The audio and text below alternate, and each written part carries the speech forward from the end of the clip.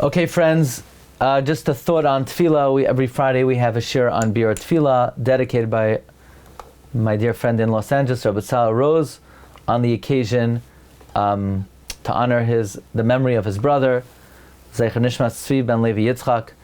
And how can we let Parshas Vayechi pass without, and we're learning about Shema, without speaking about Baruch Shem Kvod Malchusay Li'olam Va'ed. You know, there are various reasons why it's said quietly. The Medrash says, well, Yaakov Avinu said it in this week's Parsha, laying on his deathbed when he wanted to reveal the end. And the brother said, we're all together, we're all one. Shema Yisrael Hashem Elokeinu Hashem Echad. They were trying to calm Yaakov down because Yaakov lost his divine communication. And Yaakov said, maybe my children are unworthy. And the brother said, no, Shema Yisrael Hashem Elokeinu Hashem Echad. And whereupon Yaakov Avinu said, Baruch Shem Kvod Malchusay Li'olam Va'ed.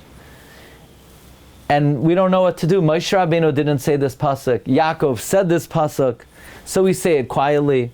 Others say we say it quietly because it's, so to speak, the secret of the Malachi Ashares. The Malachi Ashares have 6 wings. Each wing corresponds to Baruch, one word, Baruch Shem Kvod Malchusay Li'olam Va'ed. That's why there's an idea, there's a stira between Yeshaya and Yecheskel. Do Malachim have 6 wings? Do they have 4 wings? And there's an idea that when the Beis Hamikdash is destroyed, maybe they don't have the L'olam Va'ed, the eternal, the words that signify God's eternal honor.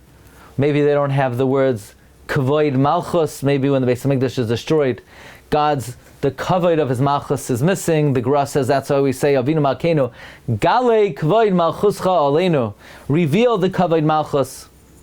Recently we learned another explanation why we say Baruch Shem quietly. Because the 25 letters of Shema and the 24 letters of Baruch Shem total 49. But we're missing the Shar Nun, so therefore we say Baruch Shem quietly out of embarrassment. But my friend Rabbi Rafael Ansel of France sent me something very beautiful.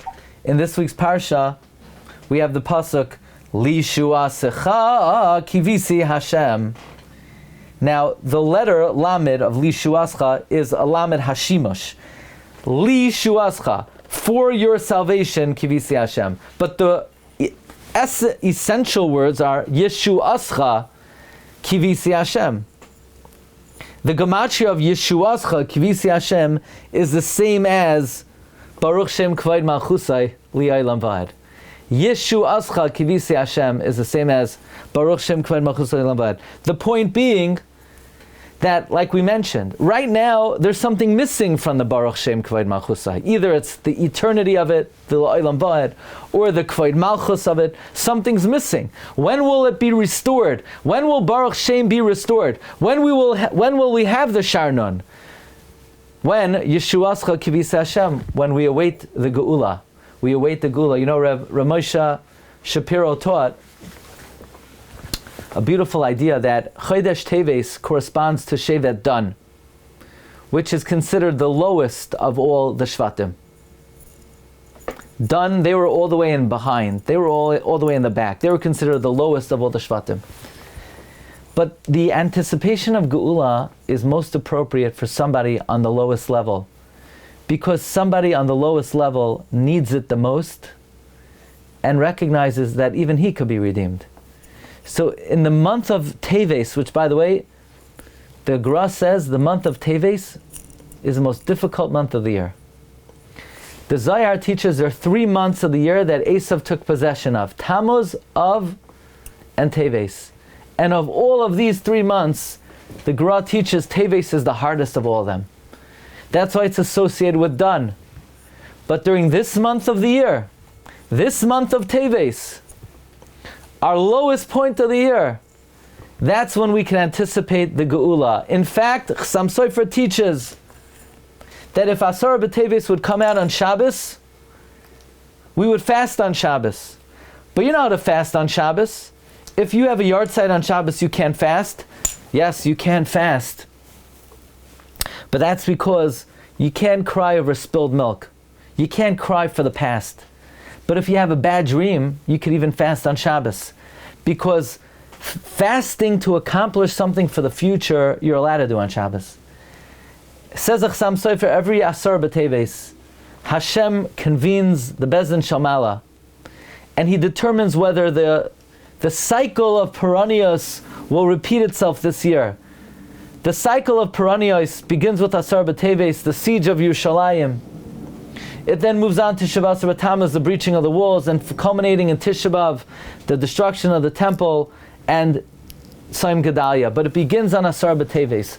On Asar B'Teves, the Bezdin Shalmala convenes, should this cycle repeat itself. You know, this is like the share we had recently from the Chidah, recurrent light, that the Jewish calendar is a living calendar. So every year, God determines, will the cycle repeat itself? So therefore, Asar B'Teves, on the one hand, this is the lowest month of the year. It's the coldest month of the year.